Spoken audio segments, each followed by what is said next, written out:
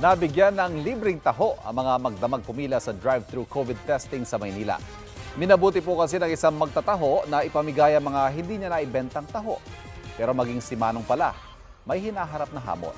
Nakatutok si MJ Jeronimo ng Stand for Truth.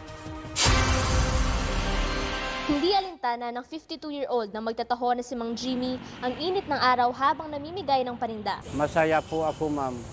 Nakatulong ako sa taong sa haba ng pila. Pangalawang araw na ng pamimigay ni Mang Jimmy ng taho. Ito ay ang panindang hindi nauubos matapos ang halos 2 oras na paglalako. Maraming panlaman.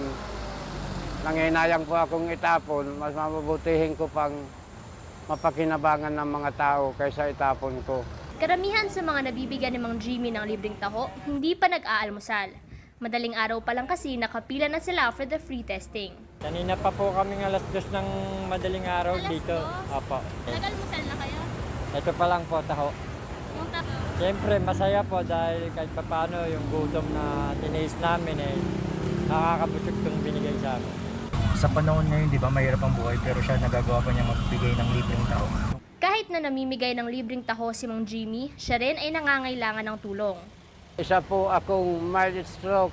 Di ko na po kayang magbuhat ng taho. Ito po, kaliwa.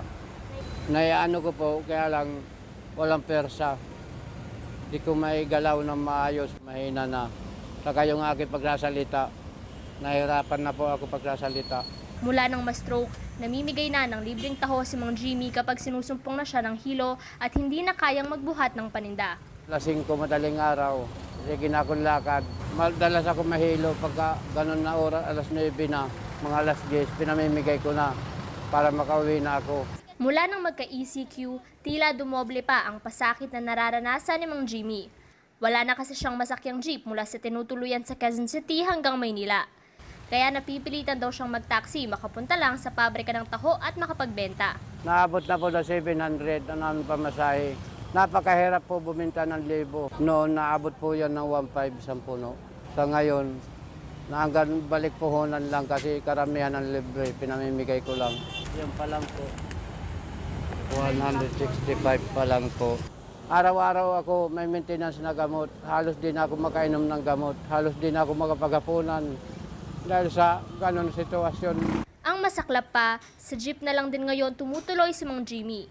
Hindi na raw kasi siya makakalabas sa compound nila kung mananatili siya sa nirerentahang bahay dahil sa lockdown. Kaya si Mang Jimmy may panawagan. Kailangan naman po namin, bigyan niyo kami ng service na aming pagtitinda para hindi na kami sumakay ng taxi. Doon lang napupunta ang aming kinikita. Ako si MJ Jeronimo, nakatutok 24 oras.